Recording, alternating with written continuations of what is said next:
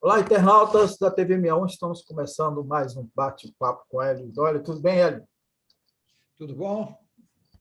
O Alisson Lopes está chegando aí daqui a pouco, né? Ótimo. E vamos começar. Vamos O lá. Hélio, no nosso bate-papo de hoje, nós vamos tratar aí desse apagão, né? E a irresponsabilidade do Bolsonaro, desde lá, quando ele. Vamos ver se tem a ver também essa situação, né? Desde lá, quando ele acabou com o horário de verão, né, já desconsiderando que poderia ter essa possibilidade, e a falta de ação, né? E a crueldade do seu ministro da Economia dizendo que não tem problema aumentar a energia, não.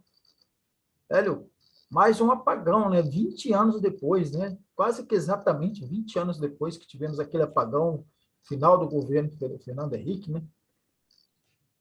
Pois é, Negrão,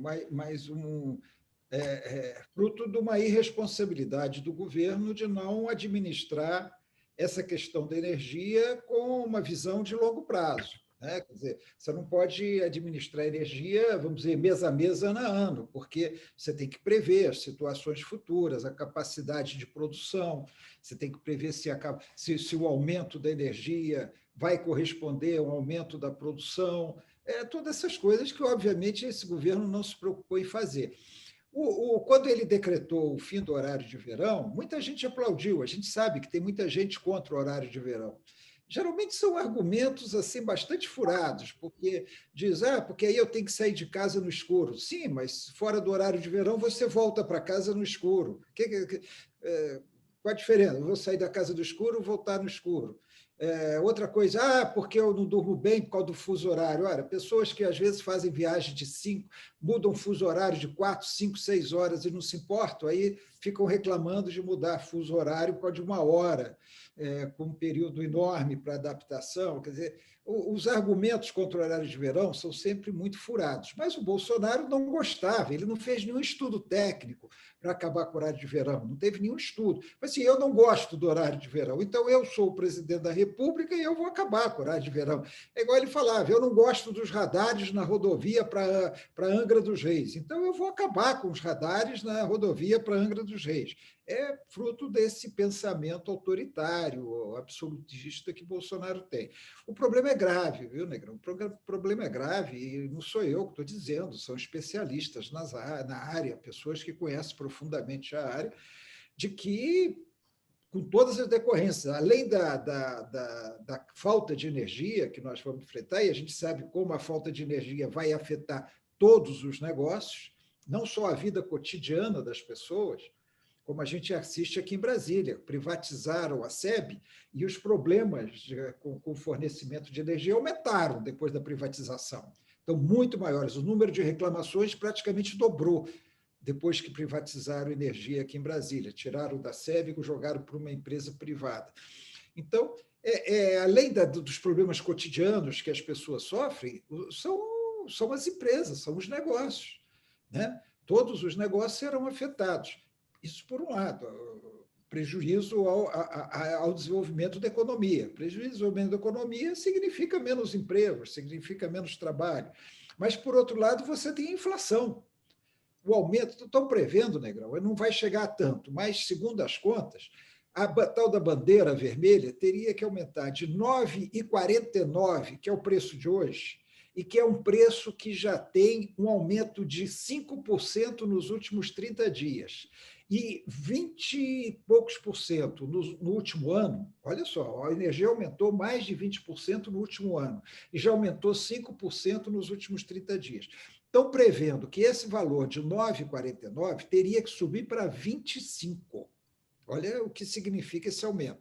Não será possível 25, porque ninguém aguenta. Então, estão falando que vai chegar ali entre 15 e 20.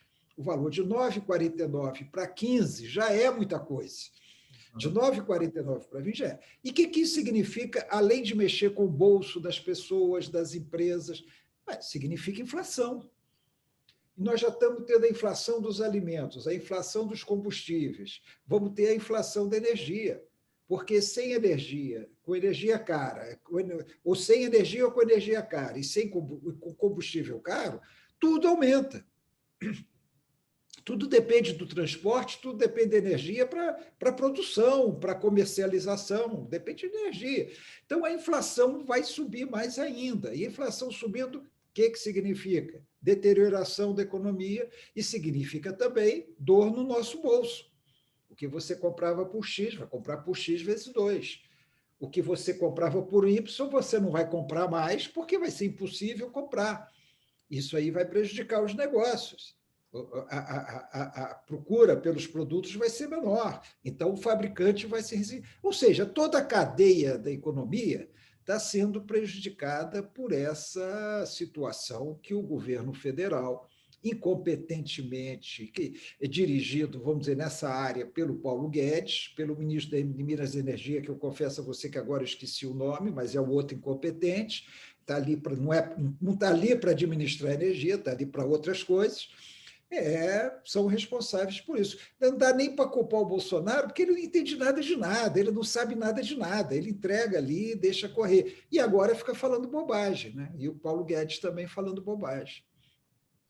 Alisson Lopes. Bom dia, Alisson. Bom dia, João, bom dia, Hélio.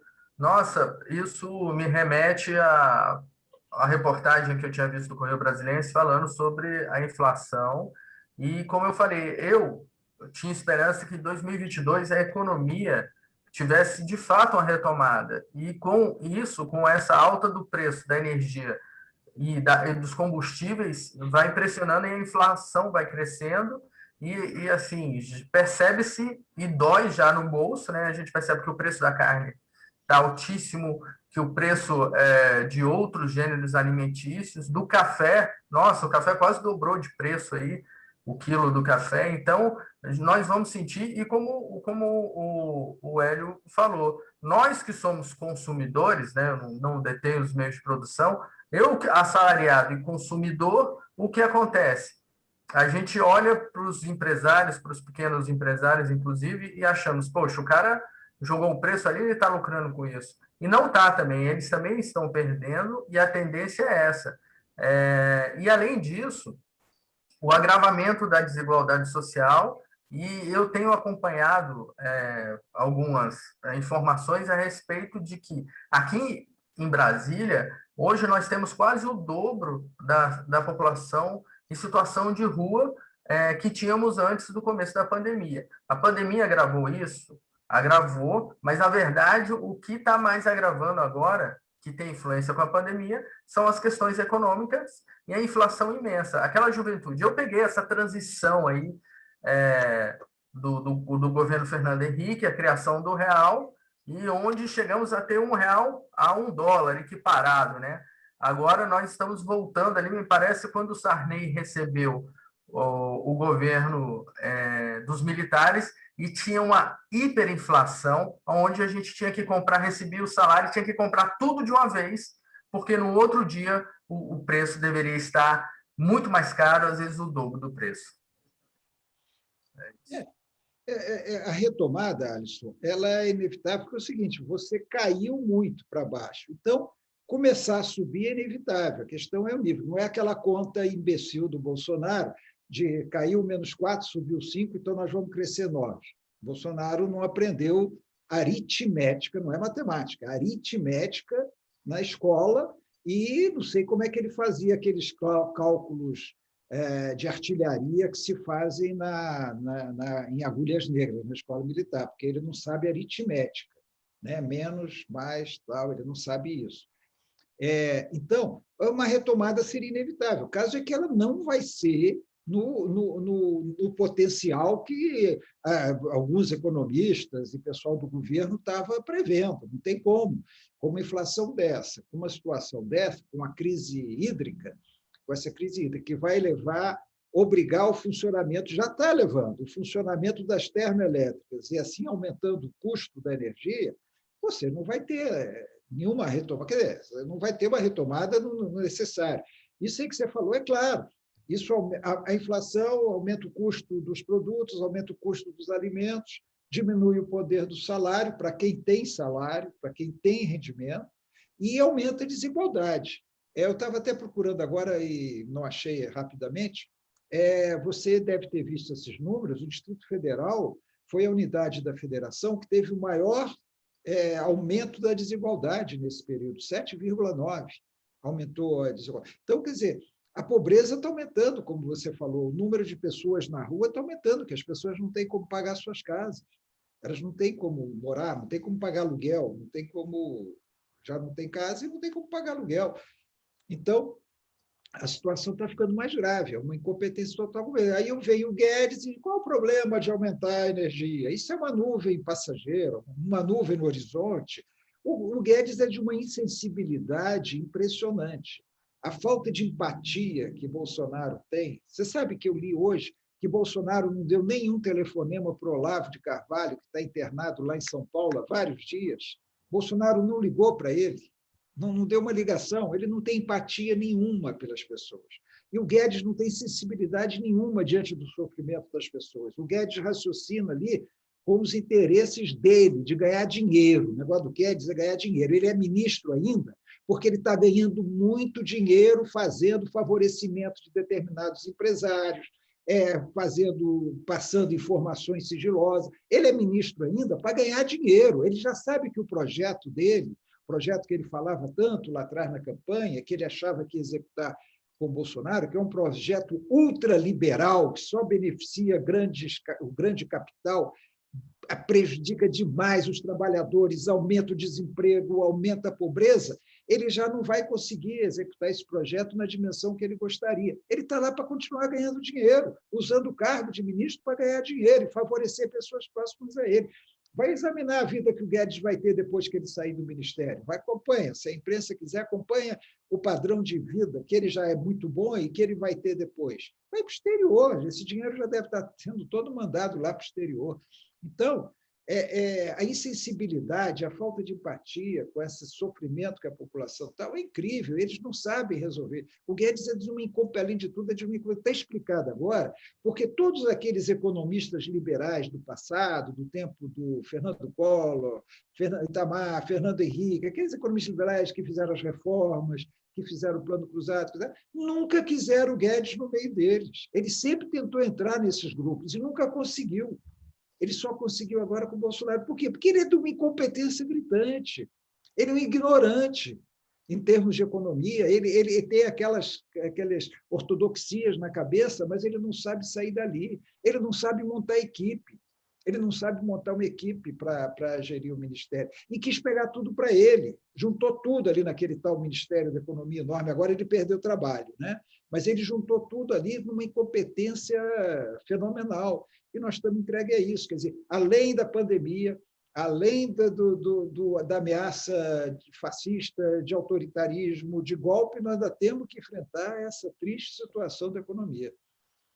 Hélio, já que você mencionou aí a ameaça fascista, eu queria que você analisasse um ponto que a gente está deixando de lembrar, que a gente já lembrou em vários momentos, mas nos últimos dias a gente está deixando de lembrar. A gente está falando muito da mobilização dos policiais, mas tem essa mobilização aí da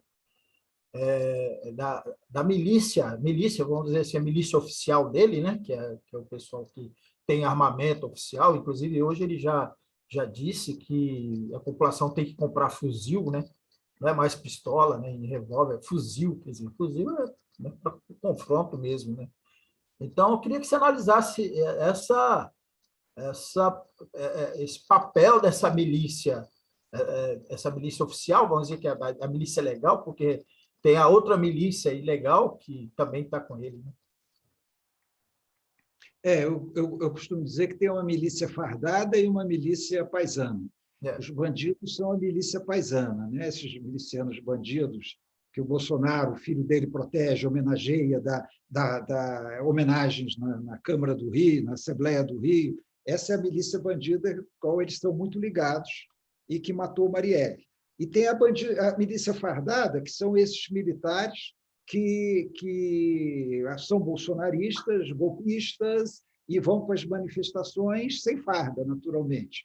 E agora nós estamos com esse temor aí de como atuarão as polícias militares durante as manifestações do dia 7. É uma coisa bastante complicada, O Bolsonaro ele trabalha sempre, nós já falamos disso aqui, com a inversão da narrativa. Então, ele diz que eles estão lutando pela liberdade. Olha só, ele diz isso, nós estamos lutando pela liberdade. O Supremo Tribunal Federal está indo contra a liberdade, contra a democracia, prendendo presidente de partido, prendendo deputado, prendendo militante. Eles querem acabar com a liberdade. Ele inverte a narrativa. Então, essa coisa de armar a população, ele apresenta isso como uma população armada para resistir a um golpe de Estado. Na verdade, é uma população armada para dar o golpe de Estado.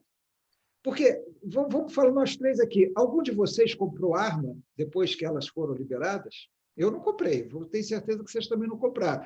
Entre outras coisas, vamos dizer que nós quiséssemos comprar arma, que não é o caso, não é o meu caso, imagino que seja de vocês. Mas supondo que nós quiséssemos, sabe o preço de uma arma? E sabe o preço de uma pistola e o preço de um fuzil? Nós não poderíamos comprar, ou faríamos um grande sacrifício para comprar arma. Eles compram. Eles estão comprando armas.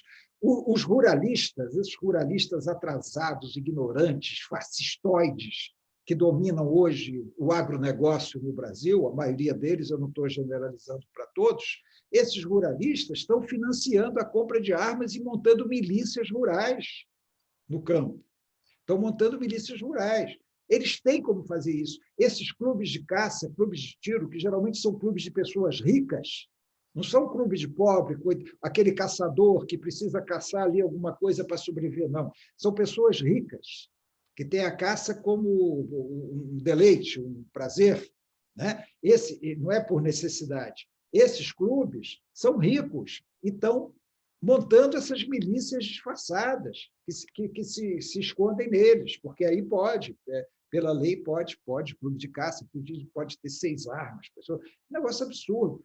Então, ele está armando o golpe. Eu não acho que o golpe, já disse isso aqui também, o golpe não vai ser agora no 7 de setembro. 7 de setembro é uma demonstração, uma tentativa de manter aglutinada a base dele, tentar segurar essa base dele, radicalizar essa base, dar uma demonstração de força, ameaçar. Mas eu acho que ainda não é o golpe, porque o golpe precisa do apoio das Forças Armadas. Não basta ter apoio de polícia militar. E aí nós estamos num dilema, Negrão, Alisson. Nós estamos num dilema, porque tem manifestações dos dois lados marcadas para 7 de setembro. Isso cria um problema, inclusive, para os governadores. Né? Quer dizer, o governador é o responsável pela PM, é o responsável pela segurança. Imagina se há grandes conflitos, se há confrontos no dia 7. A responsabilidade não vai cair no Bolsonaro, a responsabilidade vai cair nos governadores. E há governadores que não comandam efetivamente suas polícias militares. Nós vimos o que aconteceu em Recife, que a pessoa cegou a polícia militar de lá, desrespeitando as instruções dadas pelo governador. Então, nós temos uma situação bastante preocupante. As pessoas ficam minimizando, eles estão fracos, é blefe, não vão conseguir. Calma, pode não ser blefe, eles podem conseguir, tudo indica. Está havendo uma grande mobilização com muito dinheiro. Eles falavam aquela história, a esquerda só se manifesta quando paga um ônibus, dá um pão com mortadela, tal. Eles estão pagando, vamos dizer assim, pensão completa para quem vier a Brasília. Hospedagem, almoço, jantar, café, ainda tem uma diariazinha para quem vem a Brasília se manifestar no dia 7. O poder econômico está firme ali, principalmente, não apenas, mas principalmente de agronegócio, tal, que a Globo diz que é pop porra nenhuma. São fascistoides. A maioria do agronegócio é integrada por pessoas de mentalidade fascista, opressiva, que matam trabalhadores, que matam indígenas, né? Que matam agricultores. É o fascismo instalado no campo brasileiro hoje. E com grandes lucros. São quem tem os grandes lucros no governo do Bolsonaro. São os que estão mais ganhando. Claro, fora os bancos, né, naturalmente. Fora os bancos que ganham sempre em qualquer situação.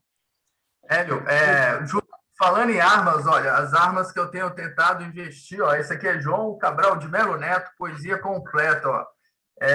Só que tá caro também. Tá caro, muito caro comprar livros aí. Pois é. E aí, deixa eu te perguntar uma coisa, Hélio e João também, é rapidinho. O Bolsonaro, você falou que o 7 de setembro tem a responsabilidade dos governadores em evitar convulsões sociais. E o Bolsonaro tem insistentemente jogado, e aquela militância, a alta dos combustíveis, justamente como se fosse responsabilidade dos governadores. Isso deve estar trazendo um incômodo imenso, né? E muitos governadores, mesmo apoiadores dele, devem estar chiando com isso. O que vocês acham?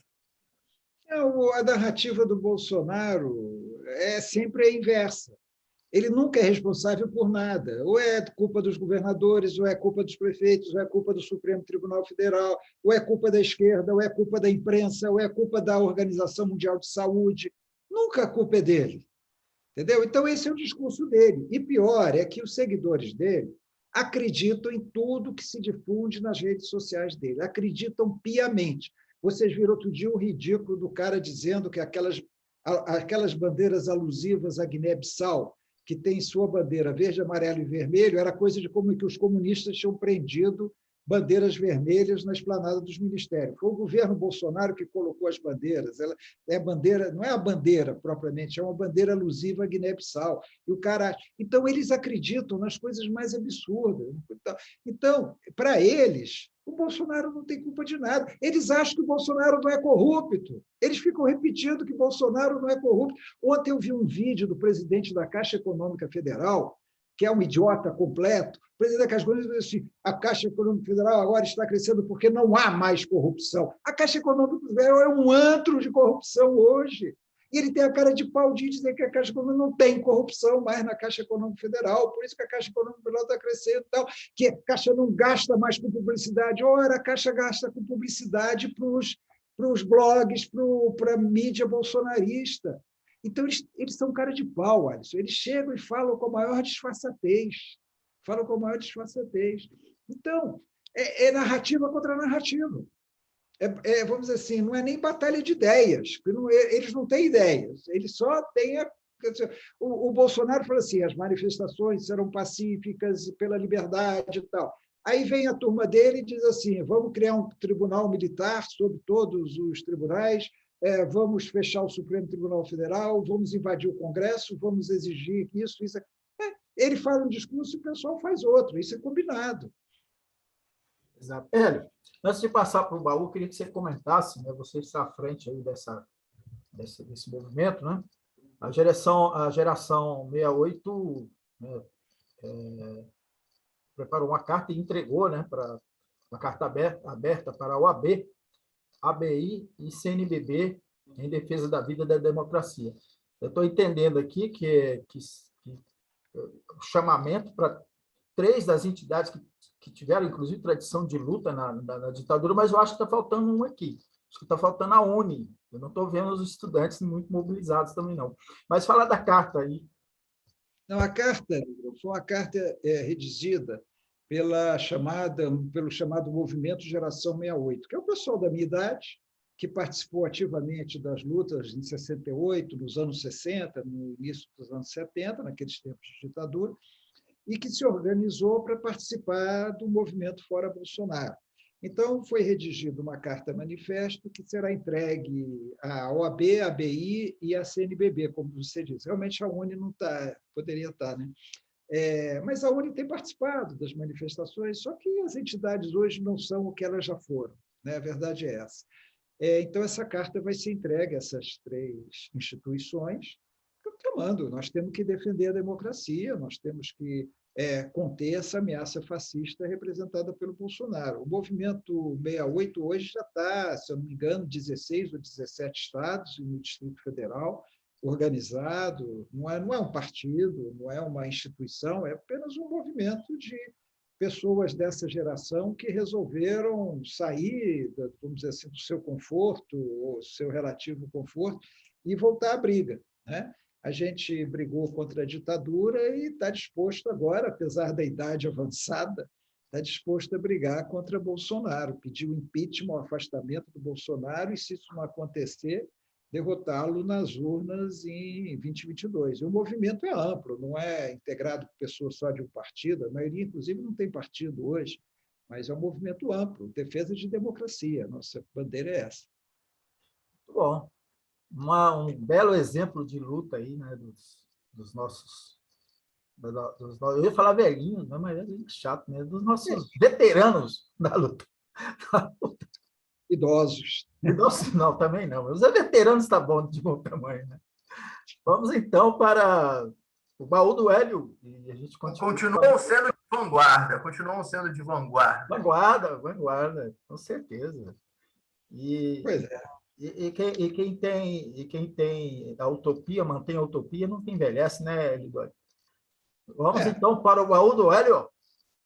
94, eleição. Sim, Hélio. Eleição de 94. Hã? Eleição de 94. Eleição de 94 no Distrito Federal. Vamos para o baú do Hélio. Continuando aí com essa Nessa época era bem mais rico, né?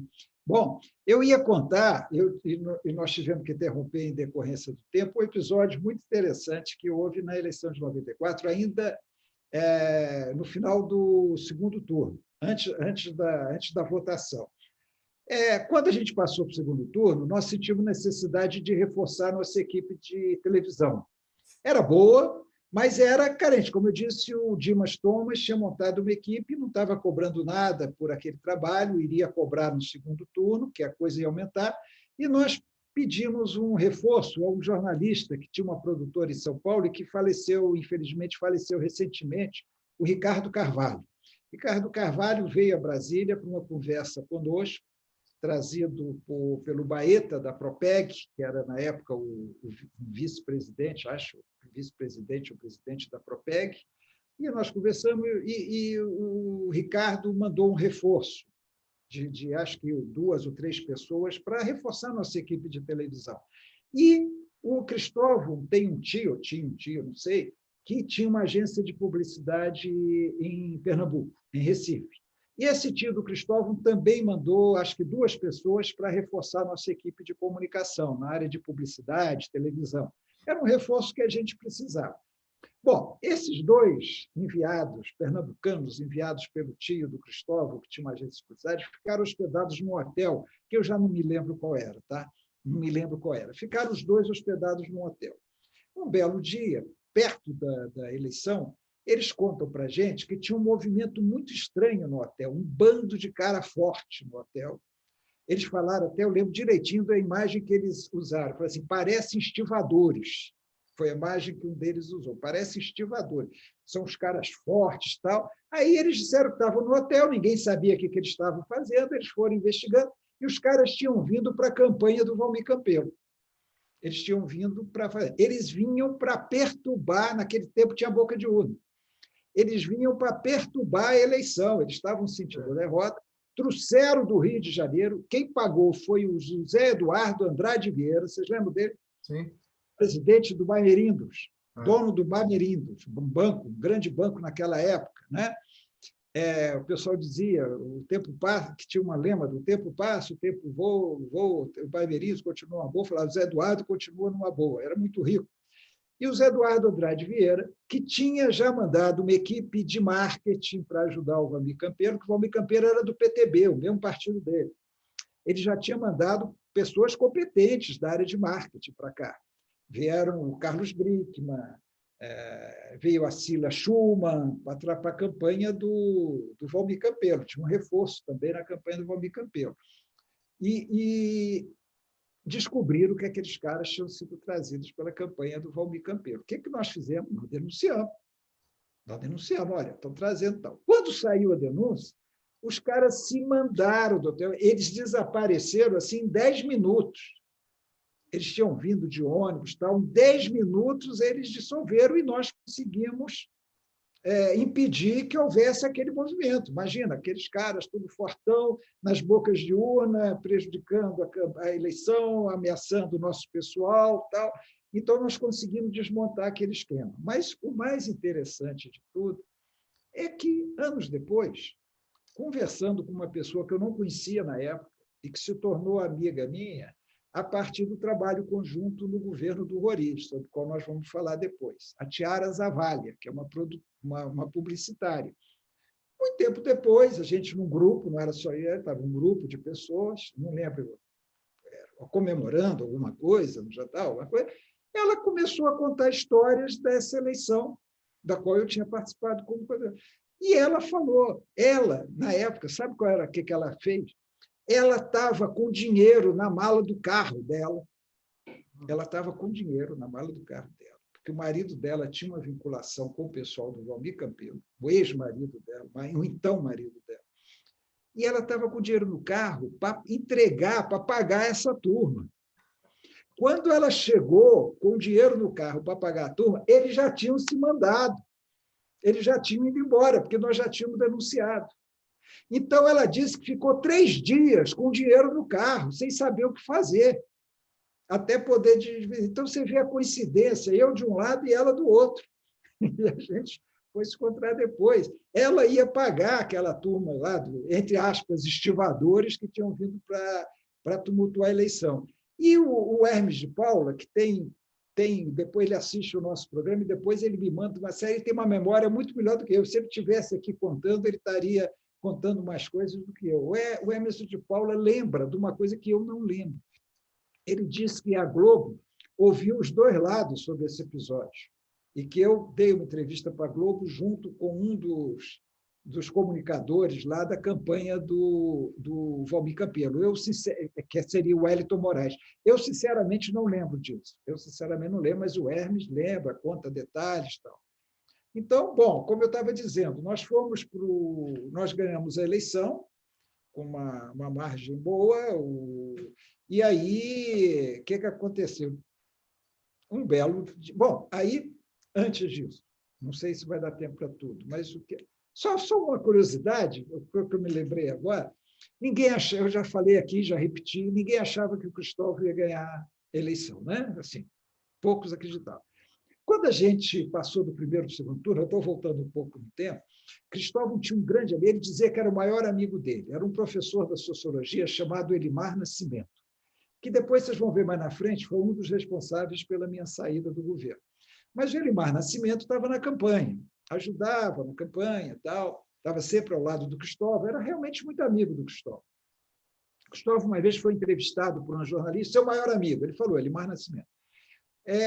Aí o Elimar, quando a gente passou o primeiro segundo, falou assim, mas agora eu tenho uma passagem marcada para Paris, um compromisso que eu assumi em Paris, parece Ciro Gomes, né? Um compromisso que eu assumi em Paris, eu tenho que ir. Eu falei, porra, cara, mas você assumiu o compromisso no segundo turno da eleição? Aí ele ficou muito sem graça, falou assim, porque eu não acreditava, né? Eu não achava que a gente ia para o segundo turno. O grande amigo do Cristóvão, o maior amigo do Cristóvão, não acreditava que ele fosse para o segundo turno. Por aí vocês veem o clima que existia no primeiro turno. E foi para Paris mesmo, foi para Paris, chegou já perto do dia da eleição, se eu não me engano. Bom, quando nós passamos o segundo turno, eu vou só contar mais esse episódio, você me controla aí o tempo. Quando nós passamos para o segundo turno, eu lembro que poucos dias antes da eleição, a gente já sabia que ia ganhar. Eu estava no carro com o Cristóvão, isso até o Hermes que lembrou, porque no primeiro turno a gente usava um Fiatzinho, aqueles Fiat mesmo, Fiat 147, que era na época. Mas no segundo turno, o Cristóvão recebeu do empresário, eu acho que foi o Osório, não, foi do Venâncio, Antônio Venâncio. Ele recebeu um Opala usado, para usar. Então, a gente andava no Opala usado que o Venâncio tinha dado para a campanha. E o Venâncio, esse Venâncio aí, dos edifícios, mas o filho dele, né? Tinha dado também para a gente umas salas ali nesse shopping, Venâncio 2000, aqui do lado do Pátio Brasil, tinha nos dado uma sala para servir de comitê de campanha. Nós passamos a usar ali uma sala no Venâncio 2000 como comitê de campanha doada por ele. E o Pátio Brasil estava em obras. Então, estava sendo feito. Então, era o tempo todo, era barulheira na nossa sala, mas tudo bem, era uma sala. Mas eu estava no carro com o Cristóvão, indo para algum lugar, e o Cristóvão falou assim, nós vamos precisar montar uma transição. Na época, falava governo de transição. Não é governo de transição, é um grupo de transição. Nós vamos precisar montar isso. Eu falei, vamos ter que fazer. Ele falou assim, e você topa? Aí eu falei com ele, isso é a única testemunha que eu tenho é ele, talvez o motorista, que não era o Edilson, era alguém da Polícia Civil que estava ajudando a gente voluntariamente, tinha uma turma da Polícia Civil que ajudava na segurança do Cristóvão. Aí eu falei assim, olha, Cristóvão, eu estou pensando em não ir para o governo. Eu acho que eu não devia ir para o governo, essas confusões aí do PT e tal. Ele falou assim, não, mas é importante, mas não vamos falar de governo agora, não, vamos falar de transição. Eu quero que você... Ele usou uma palavra que é muito usada no estrangeiro.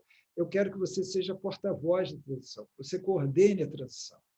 Eu falei, olha, vamos ver, a gente conversa isso. Tal. Depois a gente conversou mais e ele ganhou a eleição, teve uma entrevista coletiva no Hotel Nacional, e nessa entrevista coletiva, ele, até para minha surpresa, ele me anunciou como coordenador da transição. Olha, isso deu um problema. Deu uma ciumeira, né? Começar de quem? Magela. Magela, que eu já recitei, presidente do partido, deputado distrital eleito. Mas, olha, ele não escondeu na expressão dele na hora, e lá mesmo ele começou a se mobilizar contra. Ali no Hotel Nacional, começou a... O Hélio, porque o Hélio não pode ser ele, tem que ser um deputado. Começou a movimentar contra mim ali no Hotel Nacional. Começou ali. Mas eu fui o coordenador da transição, eu que coordenei todo o processo de transição, que para nós era uma coisa inteiramente nova. Quando eu coordenei o processo de transição do Rodrigo Hollenberg, eu já sabia o que era isso. Mas ali era a primeira vez, né? E fizemos ali a transição, todo o processo de transição. Mas houve essa reação muito forte. E aí, Negrão, não sei como é que está o tempo, aí que veio para mim o grande problema, que foi aquela questão antiga, que eu já falei, das contribuições da Via Engenharia e da Odebrecht, que foi usada contra mim e contra o Amaury Barros. O Alisson lembrou na outra sessão. Não sei como é que está nosso tempo. Temos 4 minutos, tá? Dá para terminar. Dá para eu contar essa história. Assim. Isso foi o seguinte, tinha havido aquilo que eu contei no último programa. Quando estava uma reunião da executiva do PT, e eu participava, embora não fosse da executiva do PT, eu participava, porque eu tinha coordenado a campanha, era coordenador da transição. De repente, a reunião já estava muito longa, estava quase acabando a reunião, era ali no CONIC. Aí o pessoal falou, não, vamos encerrar a reunião. Aí o Magela vira e fala assim, não, mas eu acho que nós temos um ponto importante para discutir. Se não for hoje, tem que discutir logo. Aí o pessoal, qual é? Não, essa história de Odebrecht ter dado dinheiro para a campanha. Aí todo mundo explicou, o que é Odebrecht? Que dinheiro? Ninguém sabia. Que, na verdade, não tinha tido nem tempo de ser comunicado, tinha sido uma atitude da campanha. Aí começou aquele movimento, o Odebrecht deu dinheiro para a campanha, blá, blá, blá, marcaram uma outra reunião para ver isso. Em resumo, embora o dinheiro da Odebrecht tenha sido obtido pelo Paulo Okamoto, tesoureiro do PT, a pedido do Lula, embora eu e a Amaury tenhamos sido apenas um instrumento da chegada desse dinheiro e da aplicação desse dinheiro na campanha, obviamente, grupos do PT, uns por quererem me desgastar.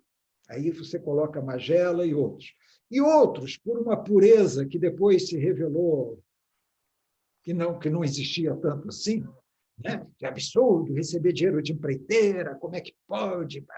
Outros por isso. Eu virei uma vítima e quase fui expulso do PT naquela época por causa disso. Teve votação. Eles resolveram nos criminalizar por ter obtido 200 mil da Via Engenharia e 200 mil da Odebrecht, como se aquilo tivesse... E a gente falava, olha, o Lula recebeu na campanha dele, o Zé Disseu recebeu, o Zé Disseu até fala, eu não recebi, o dinheiro que veio para mim foi para a campanha do Lula. O Zé Disseu falava isso na época. Outros candidatos receberam. Eu tinha esquecido da última vez, mas o Hermes me lembrou. O outro candidato que foi para o segundo turno e não ganhou foi o Olívio Dutra, no Rio Grande do Sul, segundo o Hermes. Bom, nós fomos e começou um movimento contra nós. E eu, coordenador da transição. Então, você imagina o esvaziamento que eu sofri naquela época por essa pressão de pessoal de duas alas do PT. Os verdadeiramente indignados e os oportunistas. que estavam aproveitando aquilo para me esvaziar, já que eu não era do grupo deles, não era também do outro grupo, mas não era do grupo deles. O Cristóvão teve que intervir, fazer uma defesa minha e do Amaury. Nós resolvemos livrar a cara do Cristóvão, como se o Cristóvão realmente não soubesse nada. O Cristóvão realmente não participou da negociação, da conversa. Ele foi lá no Odebrecht, ele sabia que estava indo lá para receber dinheiro, mas talvez ele não soubesse nem o valor do dinheiro. Verdade. Mas nós falamos, tira o Cristóvão dessa. Cristóvão é o governador eleito, ele não pode ser envolvido nisso. E o próprio pessoal do PT não tinha interesse em desgastar o Cristóvão. Né? Então, jogaram a carga toda em cima de mim e do Amaury, o tesoureiro. Pediram a nossa expulsão e fizeram uma manobra muito... Eu não vou usar a palavra correta.